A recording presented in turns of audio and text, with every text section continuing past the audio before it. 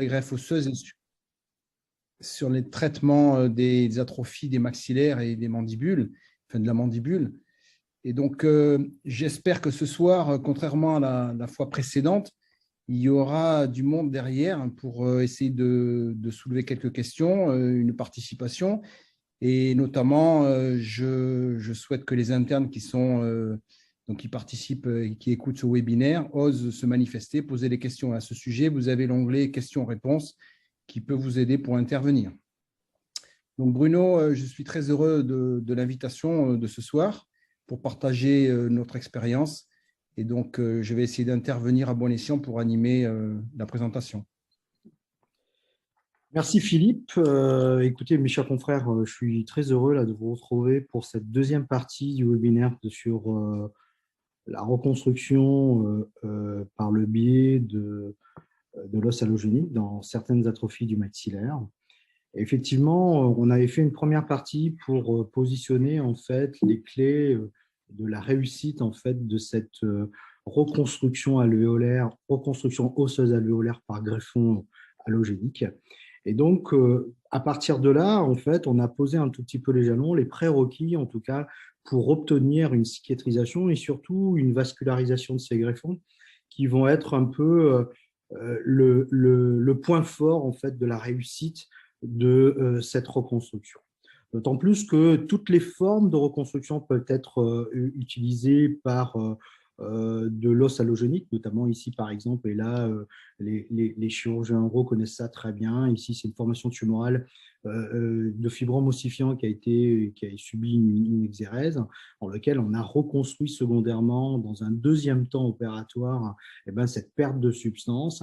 On peut dire qu'aujourd'hui l'os allogénique joue un rôle fort en fait dans nos moyens, en tout cas, de mise en œuvre de la reconstruction alvéolaire.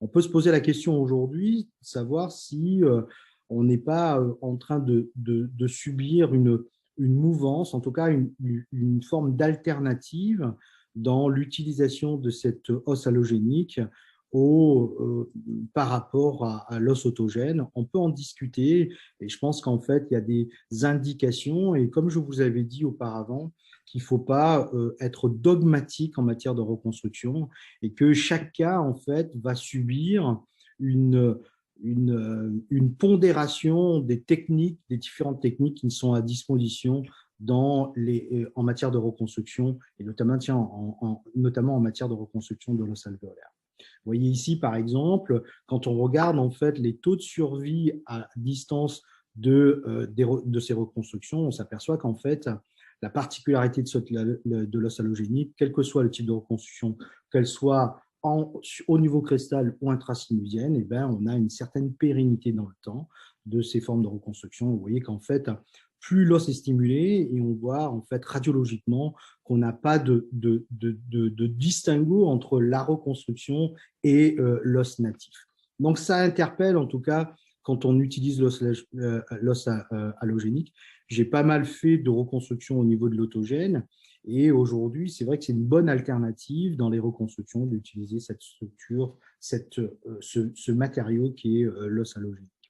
Alors pour ça, il faut des prérequis, on l'a vu, je vais passer brièvement, c'est-à-dire qu'en fait, j'ai essayé de vous le mettre en 10 points, les clés, ce que je pense être les clés en fait d'une réussite, une checklist de la réussite de la greffe osseuse par greffon allogénique. On pourrait même l'étendre à la reconstruction alvéolaire par greffon autogène, puisque les clés sont pratiquement les mêmes. C'est-à-dire que on sait pas parce que on décide pas de passer à l'os allogénique parce que c'est beaucoup plus facile, parce qu'on a un certain nombre de matériaux, en tout cas de formes de galéniques de matériaux à notre disposition qui nous permet de presque de s'amuser en fait dans la reconstruction, mais au contraire, on décide d'utiliser de l'os allogénique dans des indications bien précises et ça ne déroge pas à des règles et notamment ces 10 points qui sont le design du lambeau, la libération des tensions, la préparation du site et la manipulation de la greffe, la fixité de cette greffe, il ne faut pas que ça bouge parce que c'est l'élément clé puisqu'on peut avoir une fibrose secondaire et puis probablement combiner à de la régénération secondaire pour permettre en fait un maintien du volume, ça on l'a vu, la suture hermétique sans tension qui va éviter en fait la désunion. Et nous, on est probablement, on va le voir encore, en matière de chirurgie orale, on est un peu des adeptes des plans, des seconds plans, et notamment l'utilisation de lambeaux pédiculés tels que le corps adipeux. Et puis après, les protocoles post-opératoires et les suivis de ces patients qui sont relativement importants, et un temps qui n'est pas à négliger, qui est la temporisation, c'est-à-dire que comment en fait le patient va vivre pendant ces 4 mois de cicatrisation avec cette prise de greffon, et notamment on le verra chez des patients qui sont édentés. Alors, Bruno, même si… juste si tu permets, je vais juste, quand tu parles de tous ces prérequis pour envisager une greffe et tous les, en fait là tu envisages tous les critères de succès qui vont conduire donc à la réussite, et tu as parlé, et c'est très bien, de la fixation rigide du greffon et de la préparation du lit receveur, enfin qui c'est pas dans l'ordre, hein, et surtout libérer les tensions du lambeau. Et donc moi j'ai toujours quelque chose qui me hante quand on fait une greffe. Je compare ça à un bébé, un nouveau-né dans un lit qui doit être en sécurité, c'est-à-dire qu'il ne doit pas bouger et qui doit être bien couvert. En ce sens, une greffe, il faut savoir que si elle n'est pas perfusée par le lambeau qui est dessous, eh bien, ce sera un échec. Et surtout, si elle est exposée aussi, ce sera un échec. Et bien souvent, dans ces situations d'atrophie, on a des déficits du tissu mou.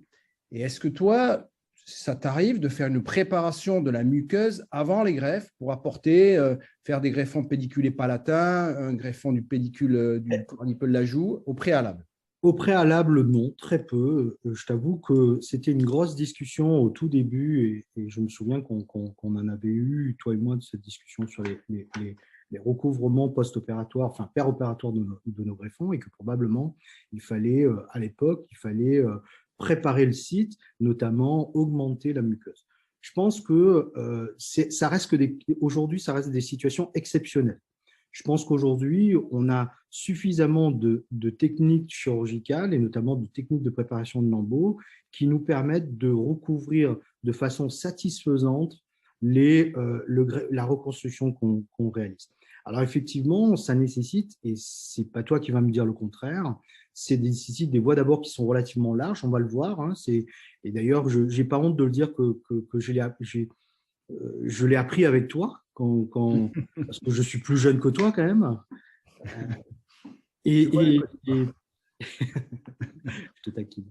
Et donc, du coup, en fait, cette préparation de lambeaux va permettre en fait d'avoir un design qui va nous donner une sécurité en fait sur nos greffons. On va le voir sur des films. Et je ne pense pas qu'aujourd'hui, on soit systématiquement obligé, sauf des cas exceptionnels, et ça m'arrive très peu maintenant, de préparer en fait la muqueuse en amont de la reconstruction. On peut discuter de ça c'est clair, c'est vrai. Et je dis que ça m'arrive peu souvent, c'est pas complètement vrai non plus, parce que alors il y a une situation qui est les implants zygomatiques, où ça m'arrive de faire de la préparation avant de positionner mes implants zygomatiques, mais c'est pas le sujet actuel. Évidemment, j'ai une préparation à la fois osseuse et muqueuse avant de positionner ces implants. Donc, globalement, dans une greffe, on n'a pas en fait à avoir systématiquement une préparation muqueuse préalable, en tout cas 3 mois en avance pour faire une reconstruction osseuse. Quand bien même, eh ben, quand on a édité toutes ces règles, ben, on n'est pas soumis à une réussite systématique, et ben, on ne déroge pas à la règle de la complication. Alors, une complication qui est assez fréquente, notamment dans la reconstruction du maxillaire, ben, c'est la sinusite. Alors, tout le monde sait ça, c'est-à-dire que quand vous commencez à faire un soulevé de sinus, eh ben, vous pouvez avoir une complication secondaire. Ces complications-là arrivent par le geste, en tout cas par une perforation de la muqueuse.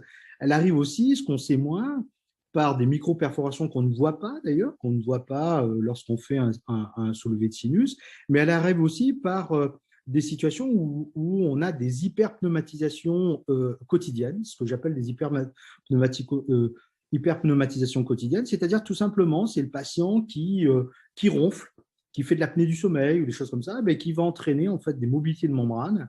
Et qui dit mobilité de membrane, eh ben, entraîne des mobilités de matériaux. Par exemple, ça c'est le cas de ce patient ici. Ben, secondairement, L'intervention s'est bien passée, en tout cas, ce que moi j'estime être à avoir eu aucune complication opérateur, et notamment pas de nécessité d'utiliser, comme je vous ai montré auparavant, une membrane pour combler une perforation de la muqueuse. Et bien, secondairement, je me retrouve avec une sinusite. Alors évidemment, on le sait, hein, les règles du rehaussement du plancher sinusien, c'est de s'assurer qu'on n'a pas de sinusite préalable, en tout cas, qu'on n'a pas d'obstruction préalable au niveau de ce sinus. Et ben, une des complications, c'est la sinusite. Alors, cette sinusite qui est complètement banale, probablement par des petits matériaux qui se baladent, avec des hyperpneumatisations ou peut-être des défauts de ventilation du sinus, et ben, ils peuvent être traités tout simplement et ben, par des traitements antibiotiques qui sont au long cours, 3 semaines la plupart du temps, avec une antibiothérapie qui est adaptée et anti-inflammatoire, corticoïde. Je ne vais pas rentrer là-dedans parce que ça, c'est une thérapeutique médicamenteuse. La plupart du temps, on peut avoir des persistances, donc on peut aussi adjoindre à ce traitement un geste chirurgical qui est la vidange de ce sinus. Alors, on peut se situer, par exemple, vidanger ce sinus par une technique de mini Caldwell-Luc mini-invasive. En fait, on va laver et aspirer à l'intérieur du sinus si on est assuré que la perméabilité du sinus est assurée, a été assurée au préalable.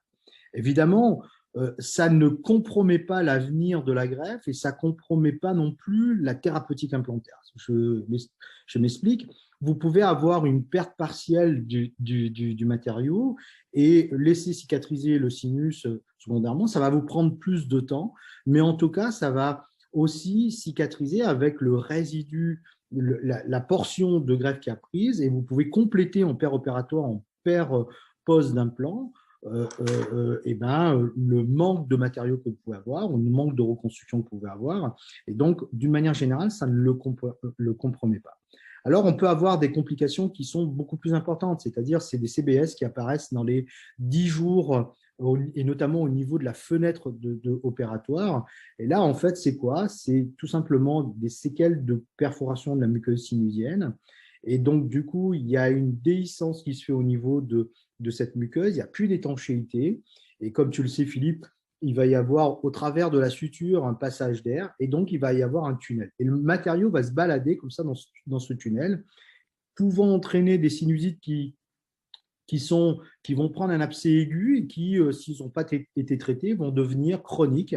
Et là, en fait, on s'aperçoit qu'on est dans une situation de perte progressive du matériau. C'est le patient qui vous dit, écoutez, j'ai l'impression d'avoir des petits grains ou quelque chose dans la bouche ou dans le nez. En fait, c'est le passage du matériau au travers.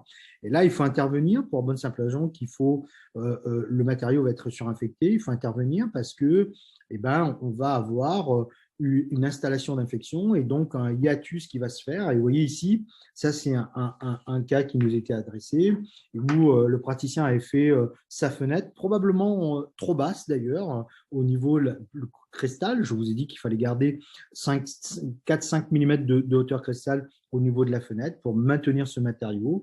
Et on se retrouve à une communication bucco-sinusienne. Et comme toutes les communications bucco-sinusiennes, il faut la traiter, il faut la fermer, il faut créer de l'étanchéité. Nous, en chirurgie, on connaît ça très bien. On utilise notamment dans des licences aussi importantes le corps adipeux. C'est-à-dire qu'on va faire 2 plans de suture. Un plan qui va être… en fait, généralement, on essaie d'en faire 3. Une fois qu'on a nettoyé le sinus, vidanger complètement le sinus de ce matériau qu'on a mis parce qu'il il va être contaminé, donc on ne peut plus rester dans cette cavité sinusienne. On va, si on le peut, faire une première fermeture de la muqueuse sinusienne. Bon, il y a des muqueuses sinugènes qui deviennent un peu, qui se fibrosent un peu avec le temps, donc s'épaississent.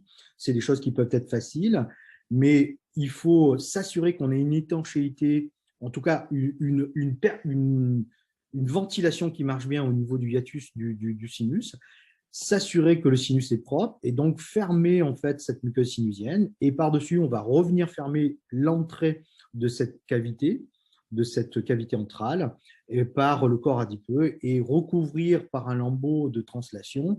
Évidemment, ce lambeau va être étanche, on va créer de l'étanchéité et on va avoir une cicatrisation qui va se faire dans les semaines qui vont suivre cette intervention avec une diminution des symptômes de sinusite qu'on connaît tous. Et aussi, cette situation-là, une fois que c'est cicatrisé, ne compromet pas une reprise de la greffe. En tout cas, on peut, évidemment, on est dans une situation d'échec, mais on peut reprendre. En tout cas, ça ne compromet pas de faire de la reconstruction secondaire et donc de s'assurer en fait du plan de traitement qui a été donné. Alors, on peut avoir des choses qui sont, ça serait hypocrite de dire que l'allogénique ne comporte pas de complications, tant au niveau sinusien ou tant au niveau de la reconstruction alvéolaire. Vous voyez ici, par exemple, on a fait un greffon crestal. Évidemment, vous savez que l'augmentation verticale, ben, c'est probablement la situation la plus critique en matière de greffe osseuse et notamment de la cavité buccale. Pourquoi? Parce qu'il y a un lit vasculaire qui est très faible. Deux, parce qu'il y a une tension sur le lambeau quand on le traite. Ce défaut vasculaire bah, va appauvrir complètement la vascularisation du greffon et donc provoquer des déhiscences secondaires, des absences de coaptation. Vous voyez ici, on était tenté, on a positionné un greffon, on a positionné deux vis, on a fait un lambeau de traction du fond du vestibule, on a recouvert notre greffon. Et ben, quand bien même, et ben, on va avoir une déhiscence secondaire parce qu'il n'y a pas suffisamment de vaisseaux pour le vasculariser. Et on s'aperçoit que si on laisse les choses perdurer, voilà ce qu'on a. Et ça, c'est un temps fort en fait de la reconstruction, c'est-à-dire qu'il faut jauger en fait le timing dans lequel on va laisser la greffe évoluer et intervenir assez rapidement pour ne pas avoir ici, par exemple, on a fait une surveillance, on a une déhiscence à la fois osseuse, pour le coup le greffon ne marche pas, mais on a une déhiscence muqueuse qui à mon avis est beaucoup plus critique pour la bonne simple raison que si on doit réintervenir, eh ben, on va avoir une problématique de tissu de recouvrement, comme le disait Philippe Gamp tout à l'heure. Eh ben, il faudra user de lambeaux de reconstruction, probablement des lambeaux en raquette au palais, des lambeaux de corps adipeux, c'est ce qui a été fait ici dans cette situation-là. Et vous voyez ici en droite, moi je ne le vois pas parce qu'il y a les écrans qui s'affichent, eh ben, vous devez avoir en fait sur la dépose du greffon une coloration de ce greffon. Et c'était très typique en fait de ces greffons qu'on réalise, c'est-à-dire qu'il y a une colonisation bactérienne d'actinomycètes surtout dans cette zone-là. Et là, vous pouvez être sûr qu'en fait, ça ne marche pas, ça ne peut pas prendre, il faut l'enlever pour éviter en fait d'avoir une fenestrafant trop grande du site et donc du coup se retrouver avec une perte de substance trop importante. Alors, Bruno, je vais intervenir un petit peu si tu permets, ça va te permettre de respirer. Et donc, est-ce que tu peux revenir sur la dia précédente, s'il te plaît? Donc, tout à l'heure, quand on a introduit, je t'ai parlé de la préparation muqueuse des tissus mous. Et je pense que dans ce cas, il y a manifestement une reconstruction verticale. Donc, tu l'as dit toi-même, c'est les situations les plus compliquées, tant au maxillaire qu'à la mandibule. Et je pense que ces situations-là, là, on a une déhiscence du greffon parce qu'on a une traction du muscle qui a fait lâcher la suture. Et dans ces situations-là, moi, je pense que ça serait intéressant parce que ce sont des cas, tout le monde a ce genre de cas. Et chaque fois que j'ai eu ce genre de cas, je me suis culpabilisé dans le sens où je n'ai pas assez de tissu mou, on est trop gourmand dans le volume de la greffe et de la reconstruction qu'on veut obtenir. Et il me semble que le lambeau pédiculé palatin pour épaissir le tissu et faire une espèce de tente préalable, à mon avis, peut prévenir ces complications parce que ça, c'est inévitable. Tu peux, effectivement, tu peux faire, comme je te dis, de faire une préparation. Là, ici, je pense que ça aurait été peut-être judicieux de faire une préparation, mais tu peux faire un lambeau de translation palatin pour épaissir, et notamment épaissir cette zone-là dont tu parles. Mais si tu regardes bien, on a quand même sur la photo de la gencive kératinisée. Probablement, la décision de reconstruire a été basée là-dessus. Mais par contre, ta remarque est judicieuse parce que justement, ça, c'est la diapositive suivante. Alors, au lieu de faire une préparation, ce que je te dis, ce qu'on faisait avant et ce qu'on fait de moins en moins aujourd'hui, parce que effectivement, ce qui nous permet en fait d'utiliser le corps adipeux, et effectivement, il y a un problème de tissu dans ces augmentations verticales, puisque tu demandes une expansion en fait de ta crête, une expansion que le tissu, lui, il a été rétracté au préalable. Alors, ce qu'on fait, nous, c'est justement, et ce que j'imagine qu'aujourd'hui, les internes de chirurgie orale sont très attirés par ça, en tout cas qui le réalisent, c'est qu'on utilise le corps adipeux. Et ça nous permet, dans un même temps opératoire, de gérer deux choses. Un, la vascularisation de ce tissu, c'est-à-dire ce tissu osseux qu'on greffe, mais aussi notamment dans l'augmentation verticale, mais aussi sur la vascularisation des tissus mous de recouvrement. Et ça, en fait, ça nous permet d'avoir une espèce de double couche. Et quand on fait ça, et on a une certaine, on va libérer le lambeau, évidemment, libérer la traction. Et tu as raison de dire, Philippe, qu'il y a une traction musculaire, et notamment sur le muscle buccinateur dans cette zone-là, puisqu'il s'insère sur une partie du maxillaire. Il vient en rideau, en fait, dans cette zone, et il fait partie de ce muscle qui va venir en fait compléter la joue vers l'extérieur, et la paroi génienne en tout cas, en fait on va avoir une traction qui va se faire, qui est due à la mimique quand le patient parle, ou il mange, ou il mastique, ou il discute, et ça fait une traction. Et résultat des courses, en utilisant ce corps adipeux, on gère le problème de la traction des tissus et aussi on gère le problème de la vascularisation. Et ce qu'on a après, quand on réouvre, voilà ce qu'on a. C'est-à-dire qu'on a, dans l'augmentation verticale, on a un greffon qui est suffisamment protégé pour prendre et suffisamment protégé pour être vascularisé. Et du coup, on va avoir un tissu de recouvrement qui va être quelque chose d'assez épais. Et ça, c'était l'ensemble des cas qu'on a traités avec le corps adipeux, où c'est qu'on travaille pas mal là-dessus, qui nous ont amené à avoir une amélioration des tissus. Et c'est pour ça que dans notre reconstruction aujourd'hui, on a de moins en moins besoin de faire une reconstruction, en tout cas un traitement préalable, en matière de préparation de ces tissus. Donc voilà une méthode pour prévenir de ces complications, tout ça dans les reconstructions qu'on fait. Alors évidemment, on peut dire aussi, l'utilisation de l'allogénique, des fois, ça nous permet de nous sauver les marrons du feu, et notamment dans des échecs, et notamment des échecs d'autogène. Voilà un cas, en fait, un greffon pariétal avec perte de ce greffon, et comme je vous l'ai dit au préalable, toute structure, tout greffon qu'on pourrait positionner sont soumis à des complications. Et ce n'est pas parce qu'on décide de faire de l'autogène et certains biomatériaux, on aura plus de complications ou autres. Alors effectivement, on a eu pendant des années cette théorie comme quoi en utilisant un os membraneux, on va avoir une meilleure application, une meilleure prise du greffon.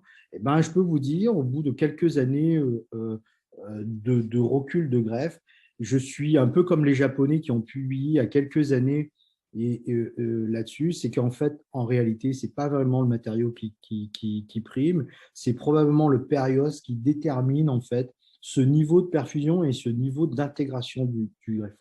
On n'a pas, à mon avis, suffisamment travaillé sur le périos, on a beaucoup travaillé sur les biomatériaux, mais pas suffisamment sur le périos. Voilà un cas dans lequel où on a perdu le volume osseux, on a perdu les implants, on a perdu la greffe, enfin, on a tout perdu. On peut être amené, et ça arrive à tout le monde, je ne porte aucun jugement là-dessus. Ce patient vient me voir, et puis on se dit, voilà. On peut être tenté dans la situation de dire, moi, je fais une augmentation verticale exactement comme on l'a fait tout à l'heure. On peut être tenté, mais on peut aussi se dire que ce monsieur, il a eu déjà une situation d'échec. Et cette situation d'échec aujourd'hui crée qu'on a un défaut de vascularisation et probablement un défaut de tissu. Alors, le choix qui a été fait dans cette reconstruction n'est pas l'utilisation, non pas de blocs corticospongieux, mais probablement là aussi de la poudre corticospongieuse. Et on a utilisé en fait une mèche titane, une grille titane pour reconstruire. Alors, mon ami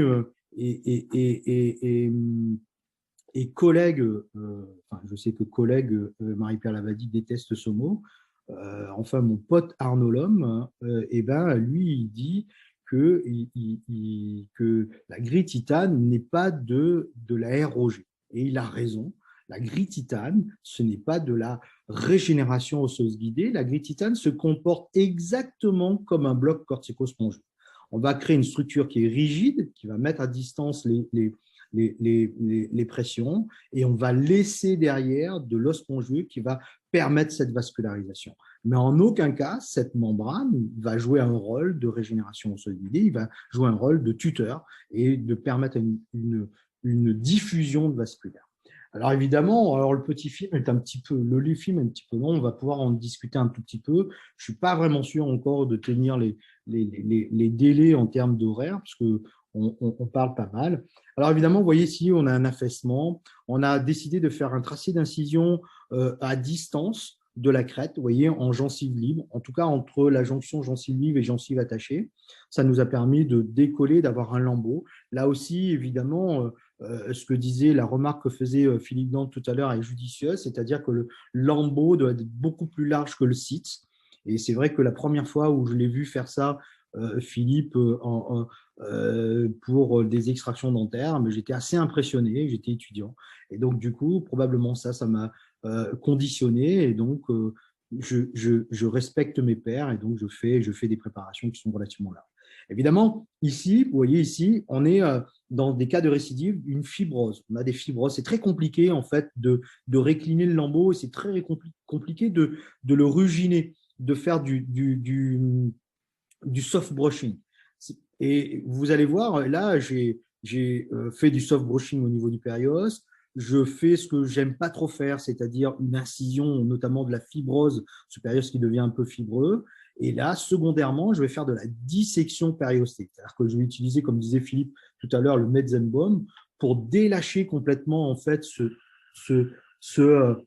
pour délâcher mon lambeau et pour pouvoir, en fait, avoir quelque chose qui va venir recouvrir au maximum, sans tension, hein, sur le site de préparation. Évidemment, ça, c'est un temps qui n'est pas négligeable. C'est un temps qui n'est pas négligeable, qui va nous permettre aussi d'avoir un jour opératoire qui va être relativement important. Vous voyez ici, je décolle en palatin et il faut beaucoup décoller en palatin. Même si on a une reconstruction vestibulaire et crestale, dans ce cas-là, on fait décoller le palais pour voir en fait la partie du plancher du palais, pour pouvoir en fait avoir un palais dur dans lequel on va pouvoir s'accrocher. On a adjoint à cette reconstruction une augmentation verticale qui est une augmentation sous-sinusienne. Bon, ça c'est assez classique. Voilà. Pour le coup, la membrane est assez épaisse, donc du coup, on n'est pas très embêté par ce décollement muqueux. C'est assez simple, assez facile. Et là, on va se prendre du temps, même peut-être sur le film un peu trop de temps, pour préparer le site. Préparer le site, c'est créer de la niveau de la perfusion, mais surtout, on va créer des tuteurs. Vous voyez qu'on a une concavité au niveau de ce site et on doit reconstruire à la fois au niveau vestibulaire, mais au niveau palatin. Et si on se contente de bourrer cette zone, alors on serait très tenté en fait de mettre un bloc, on se dit on met un bloc, mais le gain vertical est tellement important que le bloc finalement ne va pas prendre. Et donc ça serait une erreur d'utiliser un bloc cortico-spongeux là.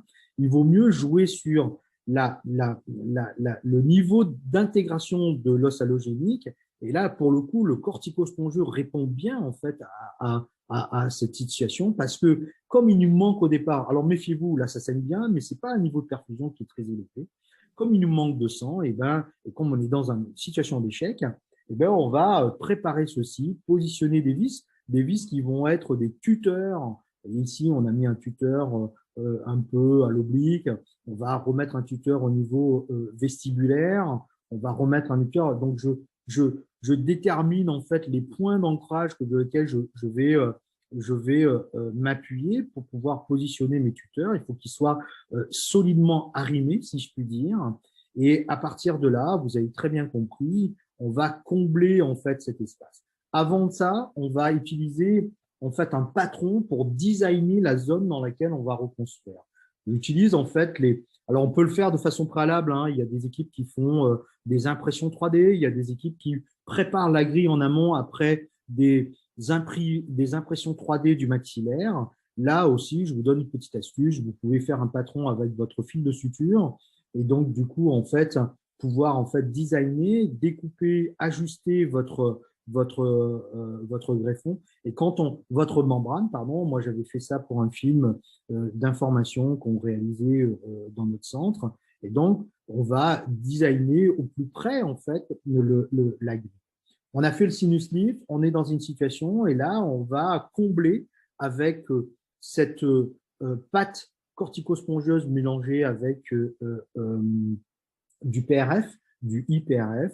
On va combler cette zone. On va commencer par la zone crestale. Progressivement, on va modeler, et ça c'est un avantage de cette poudre halogénique, et donc on va modeler à souhait en fait notre maxillaire. Vous voyez, je prends le soin de reprendre la forme du zygomatique, de combler, de rajouter en fait de l'os. On peut enlever ou rajouter, on peut le modeler, on peut prendre son temps pour le faire. On vient un peu rigidifier avec l'IPRF la zone pour pouvoir en fait stabiliser cette zone. Et puis va venir le temps où on va positionner notre grille en fait de façon la plus coaptée possible, plus adhérente possible. Et cette grille va être fixée par un système rigide et non pas par des pins, hein, par des vis d'osteosynthèse. Et pour ça, j'utilise des vis de diamètre 2 ou de diamètre en 5, mais de, de taille qui va entre 3 et 5 mm. C'est-à-dire pas plus, on n'a pas besoin de plus. La compression de ces vis va s'enchevêtrer au niveau de la maille de la grille.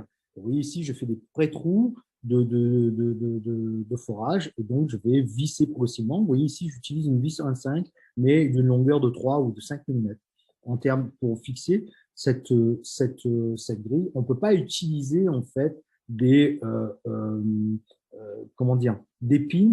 La force de rappel de la grille va désolariser les pins, en tout cas, vous n'allez pas pouvoir.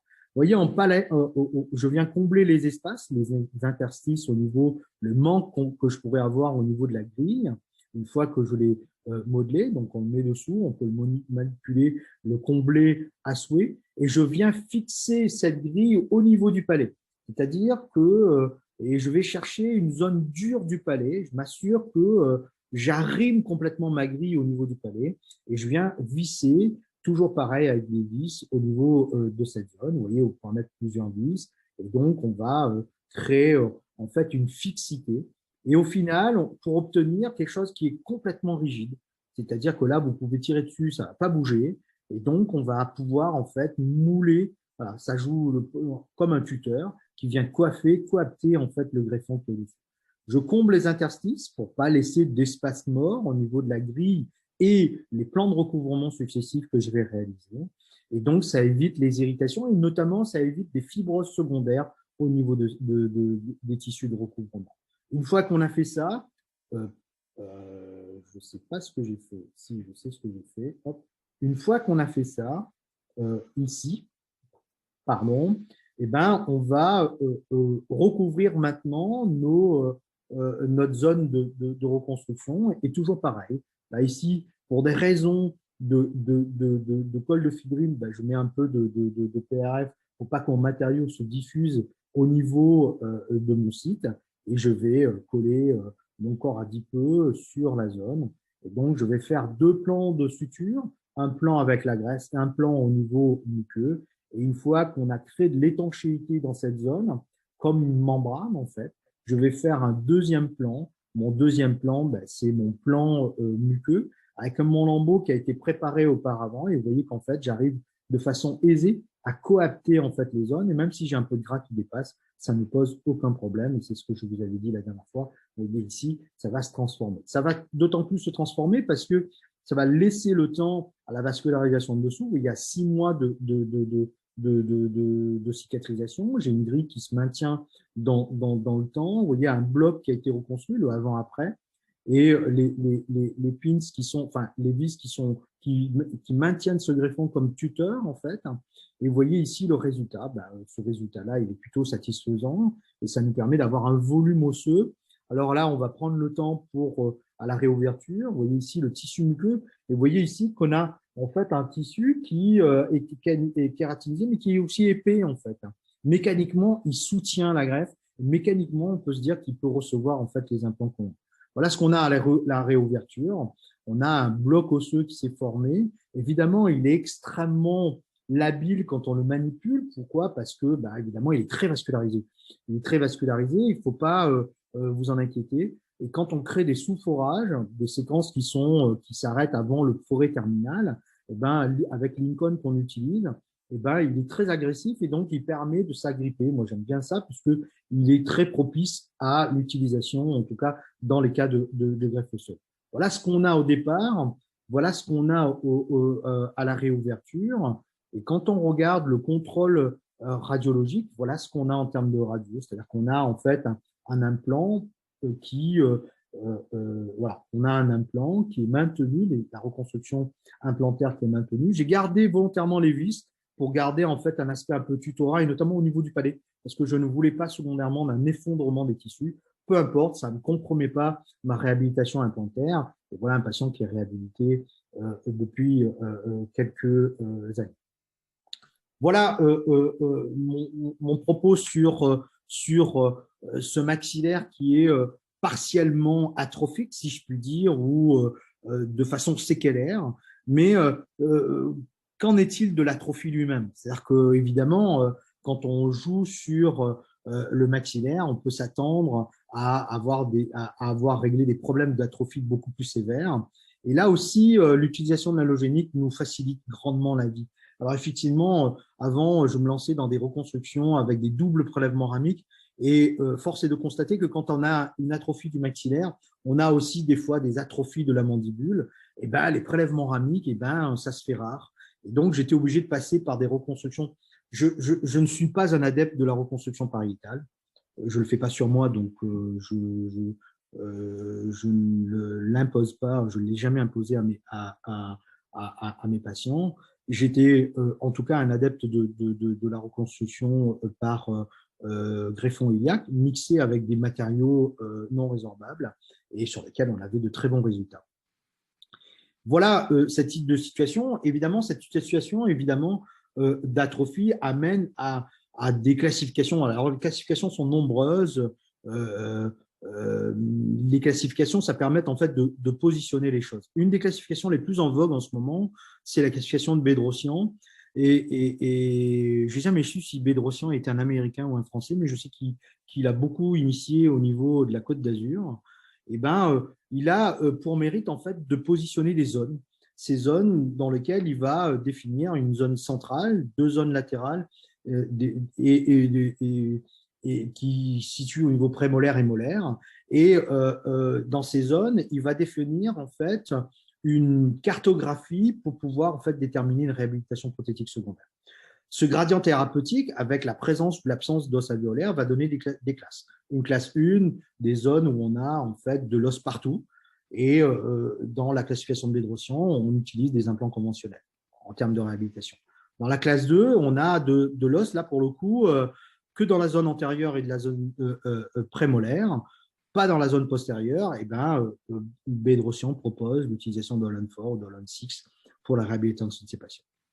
La zone 3, c'est des zones où la classification 3, la classe 3, pardon, c'est des zones où on va avoir une zone, la zone 1, c'est-à-dire uniquement de l'os au niveau antérieur. Et là, il propose d'avoir l'utilisation des implants zygomatiques et des implants conventionnels, ce qu'on appelle, moi, ce que j'appelle l'hybride concept.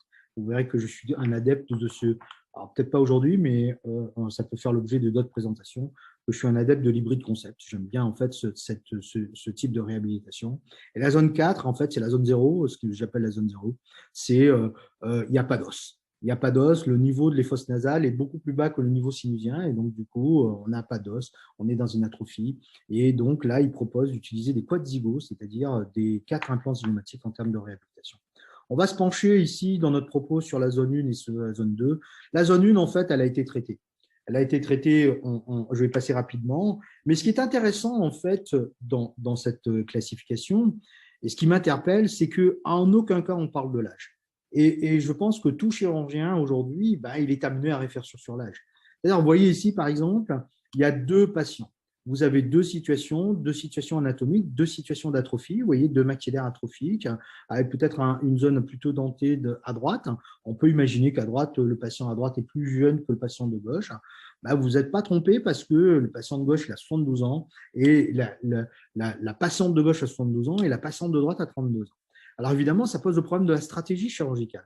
Si on suit les classifications, et dans cette zone-là, j'ai pas de peut-être que je vais faire le 6, peut-être que dans un côté, il va falloir passer avec des zygomatiques. Alors, la stratégie chirurgicale, voilà comment nous, on l'aperçoit, c'est que probablement, à 70 ans, il faut éviter de multiplier les interventions chirurgicales. Et c'est pour ça qu'on a tablé sur implants zygomatiques et mise en charge immédiate avec une technique d'hybride concept. À la zone droite, le patient de droit, la photographie de droit, et ben, à droite, et ben, on a à 32 ans, on lui a proposé non pas des implants zygomatiques, hein, parce que on est quand même en bout de traitement en utilisant des implants pneumatiques. On lui a proposé une reconstruction osseuse totale par greffon allogénique et une mise en charge immédiate sur ces voilà le résultat des implants posés. Et surtout, voilà, en fait, les prothèses réalisées. À droite, c'est une prothèse immédiate, hein, c'est une prothèse provisoire. Et chez cette patiente-là qui traîne un peu sur sa prothèse définitive, on n'y est pas encore, mais on va y être bientôt, je l'espère, eh ben, on a pu réhabiliter un sourire qui me paraissait à droite. Donc, le problème de l'âge aujourd'hui doit aussi faire partie intégrante de votre décision thérapeutique. Vous ne pouvez pas traiter la patiente de 72 ans de la même manière que la patiente de 32 ans. Ce n'est pas possible. Donc, ces problèmes de classification engendrent aussi des choix thérapeutiques. Et je pense qu'il faut qu'on soit vigilant dans ces décisions et ne pas les appliquer, je ne vais pas le dire bêtement, mais il faut réfléchir à ce qu'on peut voir dans l'arsenal thérapeutique qu'on va avoir. Évidemment, cette classification 1, c'est probablement la classification toute de l'os partout. Bah, c'est très peu, on a des situations qui sont très faibles. Généralement, on est dans cette situation de compromis. Le compromis, c'est probablement la décision la plus difficile à prendre, c'est-à-dire quand extraire et quand reconstruire et quand réhabiliter d'un point de vue implantaire et dire, ben voilà, on a des dents qui sont condamnées. Alors, je ne vais pas revenir là-dessus puisque Arnaud a dû vous en parler. Eh ben, nous, on est un adepte de ce genre de thérapeutique, c'est-à-dire la mise en charge immédiate. Et la mise en charge immédiate, pourquoi? Parce que ça permet en fait d'éviter l'effondrement des tissus, l'écrasement des tissus, notamment par des prothèses provisoires, des prothèses transitoires. Ça permet aussi de jouer sur de l'os alvéolaire existant. C'est probablement la clé de la réussite de la reconstruction aujourd'hui, c'est-à-dire plus on a de l'os alvéolaire, plus on va pouvoir augmenter nos chances de réussite. Et ce n'est pas qu'uniquement la checklist, c'est ce que je voulais dire tout à l'heure. Et probablement la mise en charge immédiate, ça permet de maintenir les tissus le plus longtemps possible. Et c'est ça, en fait, dans lequel on va jouer. Et donc, cette prise de décision est difficile parce qu'il faut sacrifier des dents, probablement dans une stratégie, peut-être des dents qui auraient pu exister ou en tout cas rester sur l'arcade de façon plus importante. Eh ben, on est obligé de les sacrifier. Et donc, dans ce sacrifice-là, ça nous amène à avoir des réhabilitations qui sont plus pérennes. Et vous voyez ici le maintien des tissus. Je ne vais pas vous parler de ça parce qu'Arnaud l'a fait et je vous renvoie à son webinaire. Mais ce qui est important, et probablement c'est la diapo que je voulais vous présenter, arriver à ça, c'est que la mise en charge immédiate répond à ces défis. Le défi anatomique, le défi biologique et le défi biomécanique. Alors, Arnaud, excuse-moi, pardon, Bruno, tout ça, on en est tous intimement convaincus, mais la mise en charge immédiate, le gros défi aussi, à mon avis, c'est ce que tu penses aussi, mais que tu oublies, c'est le défi psychologique. C'est-à-dire qu'il est évident que quand on est dans un patient et qu'on lui explique qu'il va porter une prothèse amovible pendant quelques mois, voire plusieurs mois, et qu'on peut lui proposer une mise en situation, alors tu sais, bon, comme moi, que la mise en charge immédiate, mise en esthétique immédiate, on ne va pas débattre là-dessus, mais la réhabilitation prothétique immédiate, on va dire, le défi psychologique, l'intégration, la vie sociale qui peut se poursuivre et surtout, bon, moralement, le patient, il est quand même… Et puis surtout aussi, je pense que les suites opératoires, je ne sais pas si tu as remarqué, sont bien meilleures quand tu peux faire une mise en situation esthétique immédiate. Exactement. Mais en fait, c'est une très bonne remarque, mais je ne l'ai pas oublié, le défi psychologique. Parce que ce qu'on a appris, et ça, je pense que ce que tu dis là, c'est aussi l'expérience. Ce qu'on a appris, c'est que nous, en tant que chirurgiens en haut, on n'avait pas l'impression de faire, on n'a pas la prétention de faire des chirurgies qui sauvent les gens. Moi, je dis toujours, il n'y a pas besoin de se précipiter, on ne fait pas de chirurgie cardiaque, on n'est pas dans l'urgence opératoire. Il n'y a pas de pronostic vital en jeu. Exactement, il n'y a pas de pronostic vital. Mais ce que l'expérience nous a appris, Philippe, c'est qu'on changeait aussi la vie des gens. Oui. On changeait la vie des gens parce que, effectivement, ce qui n'est pas mesurable aujourd'hui, c'est pour ça que je n'ai pas mis sur la diapo, ça fait partie d'une de mes conclusions, c'est justement sur l'évaluation psychologique à venir des édentés tout. Et je crois qu'en fait, la reconstruction fait partie en fait de cette thérapeutique psychologique. On, on parle toujours, là je déborde un peu, mais on parle toujours de traitement rapide. Moi, je dis toujours, je fais une conférence sur le zygomatique, j'ai pas de patient qui soit pressé. On n'a pas de patient. Il y a peut-être des chirurgiens qui sont pressés, mais il n'y a pas de patients qui sont pressés. Une fois qu'on a expliqué au patient pourquoi on fait des étapes, pourquoi on les crée ces étapes, et je pense qu'il adhère au plan de traitement. Et je pense qu'il faut prendre le temps pour justement relever un défi qui, à mon avis, est extrêmement subjectif, c'est le défi psychologique. Là, ce que je t'ai mis là, c'est ce qu'on sait aujourd'hui, ce qu'on sait, ce qu'on a évalué. Ce qu'on ne sait pas, c'est probablement la répercussion psychologique dans ces reconstructions et notamment sur la mise en charge.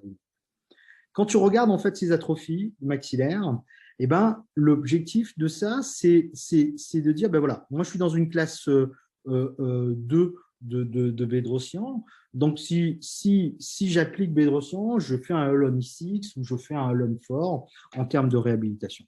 Nous, dans notre démarche, je l'ai un peu modifié, en fait, cette classification thérapeutique.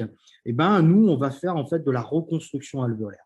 Et probablement, cette démarche m'a été motivée par l'utilisation de matériaux, c'est-à-dire cette facilité aujourd'hui qu'on a d'avoir des matériaux à disposition, notamment l'allogénique, dans les reconstructions, eh ben, ça me permet de reconstruire des maxillaires dans lesquels c'était compliqué auparavant de les reconstruire, et tu le sais, ces atrophies, et parce qu'on faisait, comme je te disais, des doubles prélèvements, ou voire même des prélèvements extra-oraux, eh ben, je dois dire qu'aujourd'hui, il y a une certaine facilité. Alors évidemment, les règles font qu'il ne faut pas tomber dans la facilité. Vous voyez ici, par exemple, on a un maxillaire qui est très propice à la reconstruction. On est même très tenté, et vous voyez ici, on a un sinus qui n'est pas très large, presque un peu étroit. La plupart du temps, vous voyez ce septum intrasinusien, ben, je le garde. Là, ici, je vais l'utiliser, je vais m'appuyer dessus pour faire de la reconstruction. Et quand, en s'appuyant dessus, eh ben, je vais utiliser en fait ce septum, je vais l'ébarber un tout petit peu, le diminuer en tout cas pour ne pas créer de l'effraction, notamment au niveau de la muqueuse, mais au niveau de la reconstruction. Et je vais surtout en fait pouvoir encastrer un greffon allogénique dans cette zone. Et je vais mettre à distance la muqueuse sinusienne et je vais considérer que mon point de départ, c'est l'intérieur du sinus et mon maxillaire démarre là. Et donc, du coup, vous voyez ici, je crée une petite encoche que je vais positionner en fait au niveau de mon entretoise du pilier zygomatique. J'adore ce truc en matière de reconstruction. Le pilier zygomatique, pour moi, c'est le père de la reconstruction du maxillaire. Je viens fixer le greffon. Vous voyez ici, on l'a coapté. Et ça, c'est une forme d'hydrophilie qui est très fort au niveau des greffons allogéniques. C'est-à-dire qu'une fois qu'on l'a hydraté et qu'on l'a positionné sur le site, eh ben, il s'hydrate de sang. Et si tu le sais, eh ben, ça va permettre une vascularisation très importante. Vous voyez ici, pour avoir une coaptation, je crée un trait de fracture au niveau de ces greffons. Alors, je suis allé assez libre dans mes propos et je vais mettre une petite touche à Biobank. Avant, Biobank avait des greffons qui étaient volumineux et je pense pour des raisons économiques, on nous a fait des greffons qui étaient relativement un peu moins importants et donc du coup, on utilise plus de greffons. Donc, dans ces cas-là, donc moi j'adorais les greffons qui faisaient 30, là, qui nous permet de reconstruire les maxillaires de façon aisée. Vous voyez ici, je fragmente les greffons, je les positionne pour en fait augmenter le lit vasculaire. Je n'essaie pas d'avoir des reconstructions monoblocs et je ne sais pas si je vous en ai parlé. Pour moi, la mosaïque de reconstruction est quelque chose qui est relativement importante en matière de reconstruction. On va combler les hiatus, on va faire exactement ce qu'on a fait depuis le début, c'est-à-dire on va combler les étanchéités, créer en fait, empêcher l'invagination de fibroblastes dans cette zone. Alors pour ça, on va utiliser des biomatériaux de comblement, l'utilisation de membranes, l'utilisation de PRF, l'utilisation du corps dipeux. Ce qui est sûr à la fin, il faut qu'on ait une situation étanche. En fait, ça, vous l'avez très bien compris, ça répond aux mêmes règles qui ont été dictées sur l'édentement ou l'atrophie partielle. Mais ce qui est important, c'est l'étanchéité qu'on va provoquer dans ces reconstructions.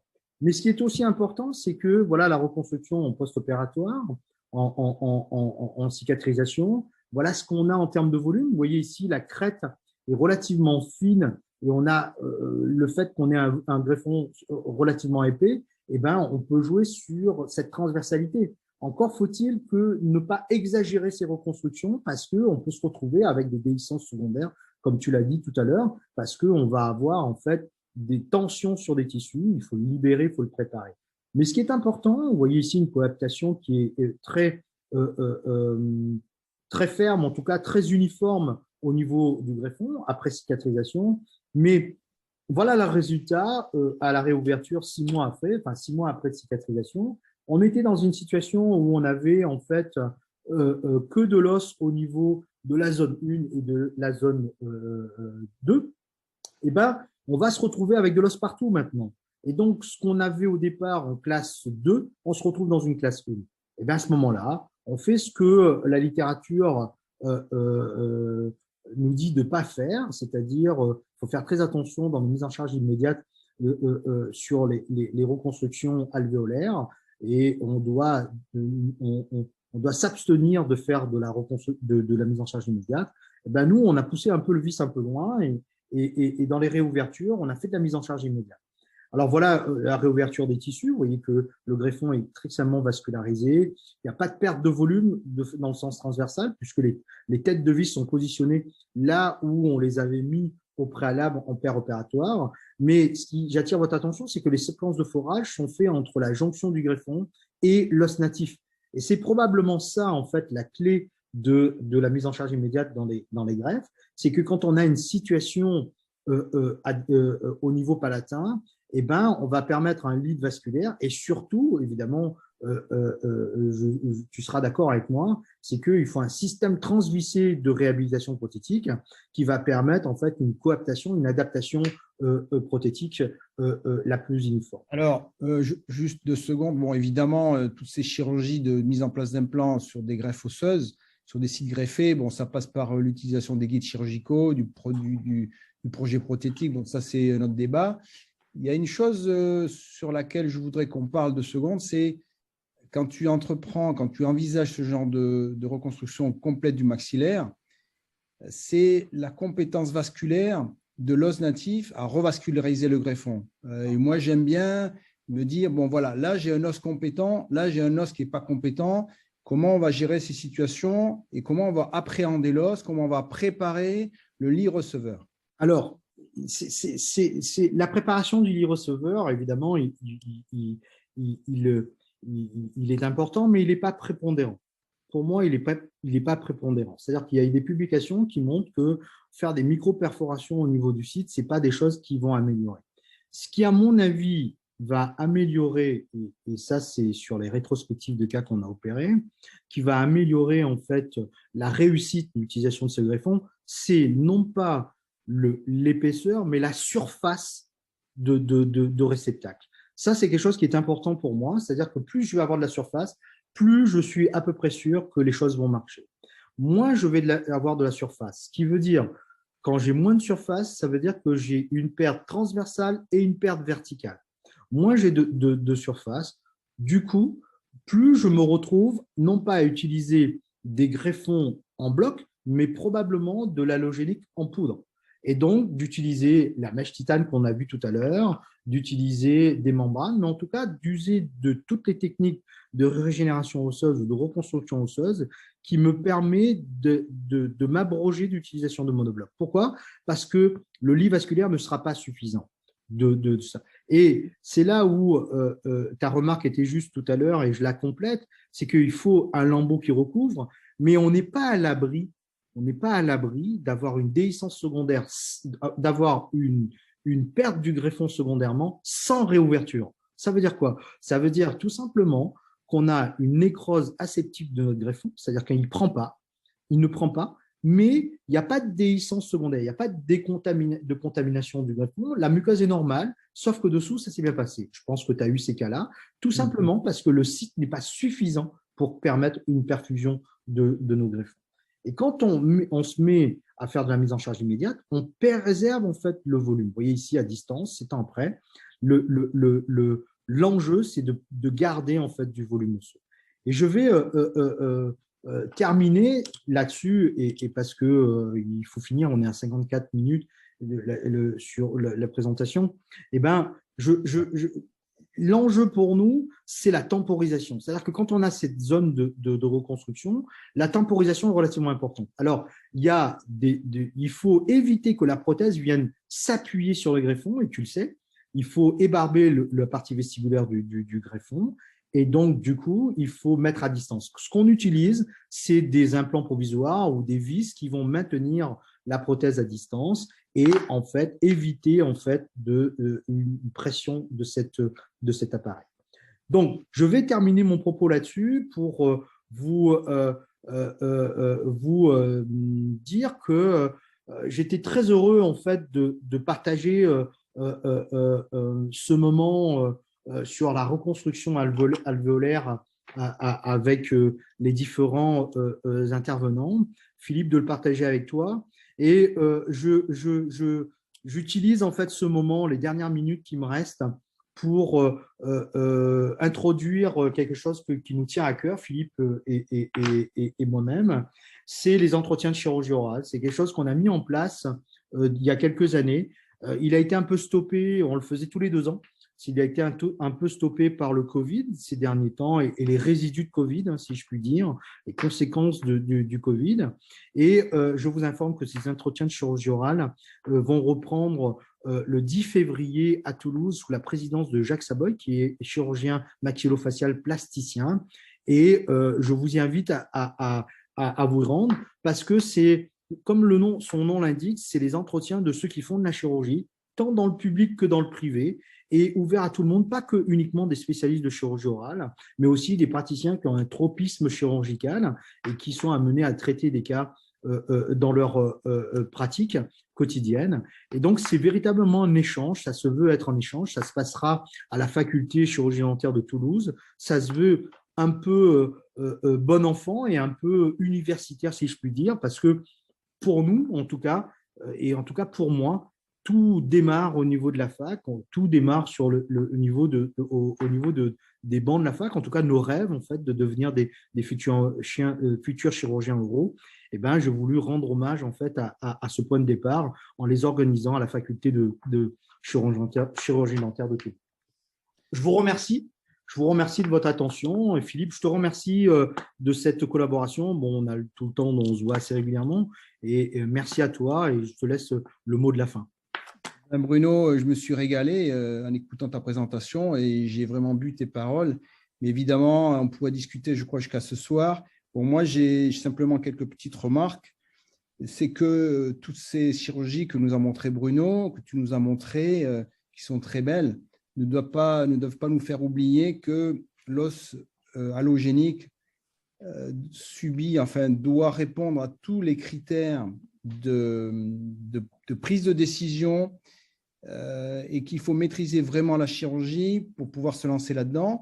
Et certains pensent que c'est une alternative, qu'on peut se dédouaner de toutes ces règles de chirurgie et pensent que ça dédouane du prélèvement osseux autogène et que c'est beaucoup plus facile de mettre en place et que l'os va se vasculariser. Ça, c'est un leurre parce que les complications qui surviennent dans des mains non expertes peuvent être très cuisantes avec l'os allogénique et c'est quand même souvent des situations qui sont catastrophiques. Bien sûr, on doit traiter des patients. Les patients qui viennent nous voir, qui sont candidats à toutes ces greffes osseuses, au départ, sont des infirmes de la bouche parce qu'ils ont perdu beaucoup de dents. Et donc, il faut indiquer les bonnes choses. Il faut leur proposer quelque chose qui marche en maîtrisant toutes ces techniques. Et ensuite, que les complications ne sont pas dues au greffon, elles ne sont pas dues au choix de l'allogène ou de l'autogène, elles sont dues à des complications tissulaires, vasculaires, et il ne faut pas croire qu'on va se dédouaner de toutes ces complications parce qu'on utilise de l'os allogénique. Le seul dédouanement qu'on a, c'est de ne pas avoir à aller chercher l'os chez le patient par des prélèvements ramiques, des prélèvements mentonniers ou autres. Ensuite, il y a une question qui me taraude, mais je vais te la poser, c'est que bien sûr, ça ne va pas faire plaisir à la société Biobank, mais n'ayez pas peur, mesdames, je ne vais pas donc gréver le succès de cet os allogénique. Et moi, j'aime bien utiliser aussi l'os autogène, comme chacun le sait. Et j'aime bien mélanger l'os autogène avec l'os allogénique, notamment dans les greffons donc, que tu as décrits en bloc, et donc en bloc mais j'aime bien utiliser de l'os autogène pour combler les espaces de greffe, mélangé aussi avec l'os corticospongieux en poudre. Et ensuite, tu as tout à fait raison de le faire parce que justement, le temps nous était un peu pris en termes de discussion parce que c'était l'objet de une ou deux diapos là-dessus, c'est-à-dire effectivement, on peut mélanger, mixer l'os autogène et l'os allogénique, ça fait qu'augmenter le succès de la réussite, ça c'est clair. Voilà, le côté, si vous voulez, perfusion de la greffe, apport de tous les substances nutritives de l'os et le potentiel ostéogénique, je pense que ce n'est pas négligeable. Évidemment, il y a des inconvénients parce qu'il y a un deuxième site opératoire, voire plusieurs sites opératoires. Et puis ensuite, la dernière question, parce que ta grille titane, elle est super séduisante. Et bon, le versus de ces grilles titane, évidemment, bon, sans parler des plaques en titane, c'est les membranes non résorbables armées titane. Est-ce que tu as de l'expérience avec ces membranes? Moi, je n'ai pas d'expérience sur les membranes armées titane, mais pour moi, en fait, dans le secteur postérieur, il ne répond pas à des règles biomécaniques. C'est-à-dire qu'en fait, il y a un problème de rigidité dans cette zone-là. Et moi, ce que je veux, c'est que c'est de la rigidité secondaire. Et donc, je préfère utiliser de la grille titane où c'est quelque chose qui est extrêmement armé et non pas uniquement dans une zone où au centre de la membrane ou en latéral de la membrane. Il y a un problème de compétence rigide en fait dans ce type de membrane. Et donc, c'est pour ça que je ne l'utilise pas. Ce que je veux, c'est qu'il y ait un bloc qui se maintient. Alors, l'inconvénient de ce type de technique, c'est qu'il faut s'assurer du niveau de recouvrement, en fait. C'est ça la difficulté, c'est-à-dire il faut s'assurer qu'on recouvre totalement cette grille parce qu'effectivement, si on a une déhiscence de la grille, puisque c'est quelque chose de rigide, ça ne pardonne pas. Et ça ne pardonne pas plus que les membranes armées titane, mais on va avoir une intervention secondaire de dépose et ça nécessite de maîtriser un tout petit peu tout ça. Mais en tout cas, je trouve que ça a une grande efficacité en termes de reconstruction. Et donc, du coup, c'est pour ça que je suis plutôt axé sur ces grilles titane. La deuxième question, l'autre question qu'on pourrait me poser, c'est qu'on pourrait aussi mixer, je disais tout à l'heure que Arnaud soulignait que la grille titane n'était pas une régénération osseuse guidée, mais on peut mixer la grille titane avec la membrane. On peut le faire avec une membrane résorbable pour le coup. On peut le faire. Et ben, pour le coup, on va avoir un plan où la membrane va jouer un rôle de perfuseur en fait, de cette zone. Alors, quand j'ai des gros volumes, je préfère utiliser le corps radical. Ça m'est plus facile, en tout cas, en termes de vascularisation. Pourquoi? Je fais d'une paire de coups, c'est-à-dire qu'à la fois, je vascularise, comme le principe que je vous ai décrit, et à la fois, je protège le site par cette double couche que je mets au-dessous du pied du bras. Et tu augmentes les tissus mous, c'est indéniable avec le corps adipeux de la joue. Exactement.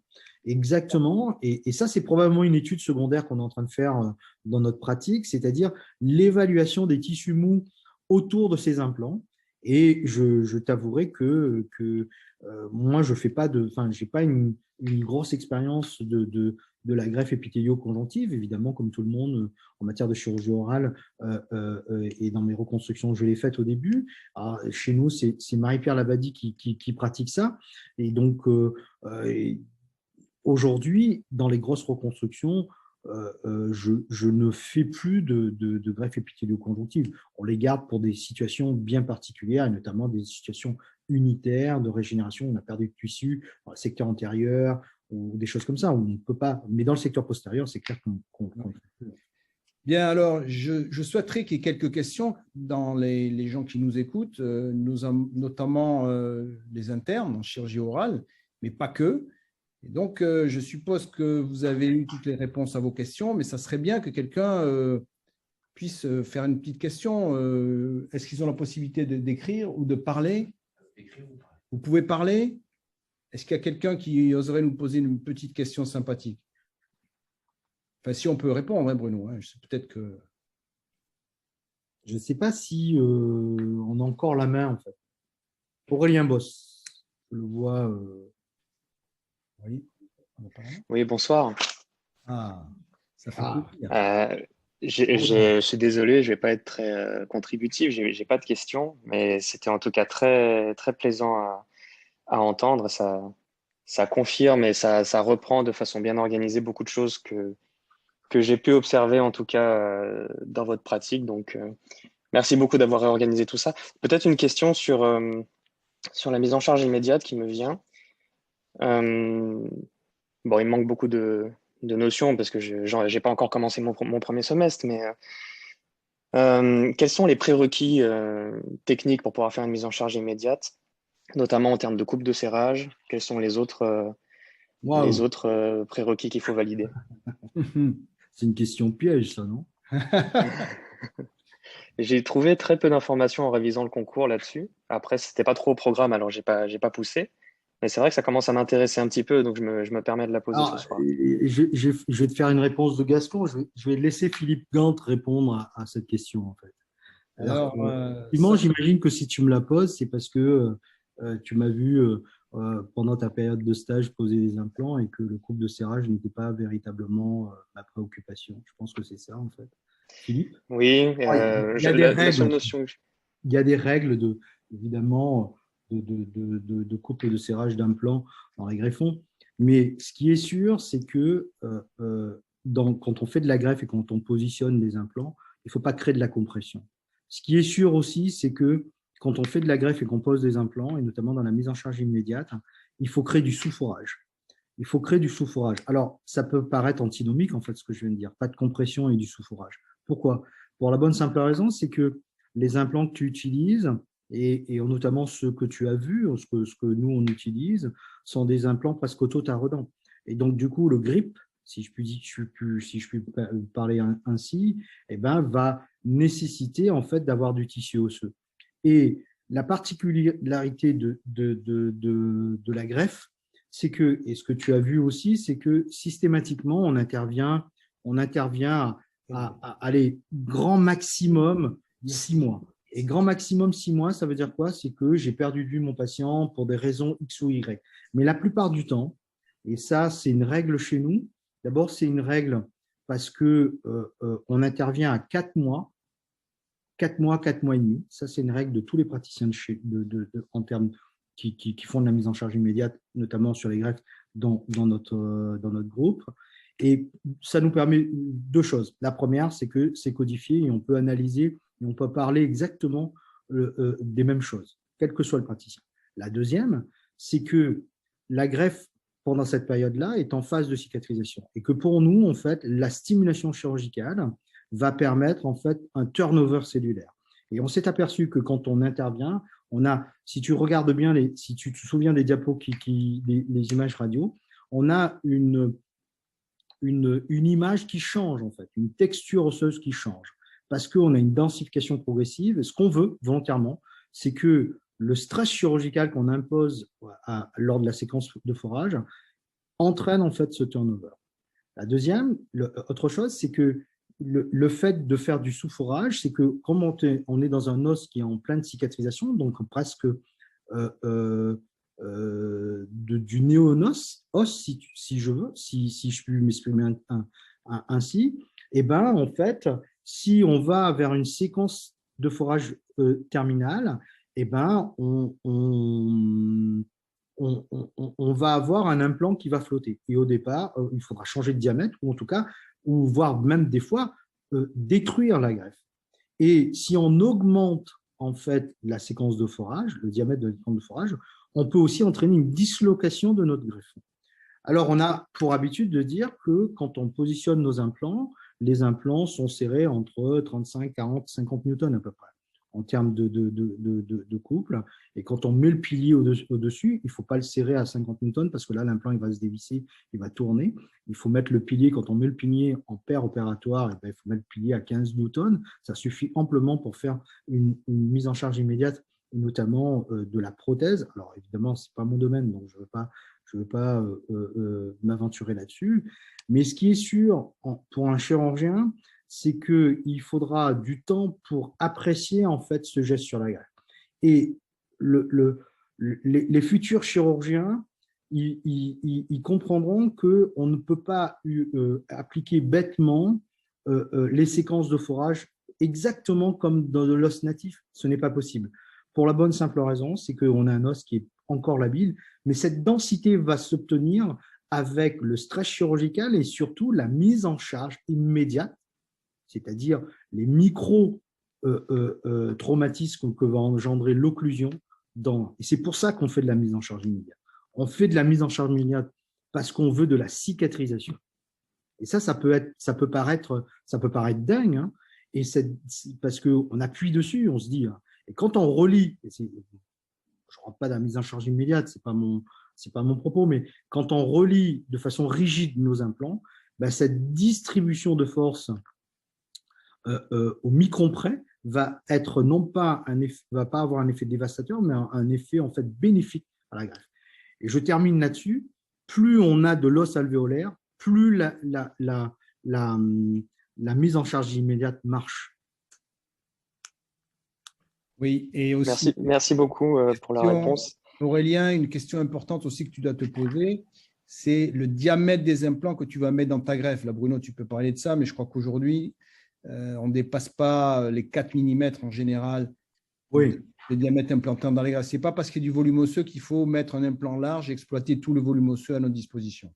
Au contraire, bien au contraire, il faut faire l'inverse. Voilà. Parce que l'implant, il a besoin d'os pour vivre. Il y a d'autres questions? Il n'y a qu'Aurélien qui s'est jeté à l'eau. Bon, ben merci quand même. Merci à tous d'avoir été là. C'était passionnant.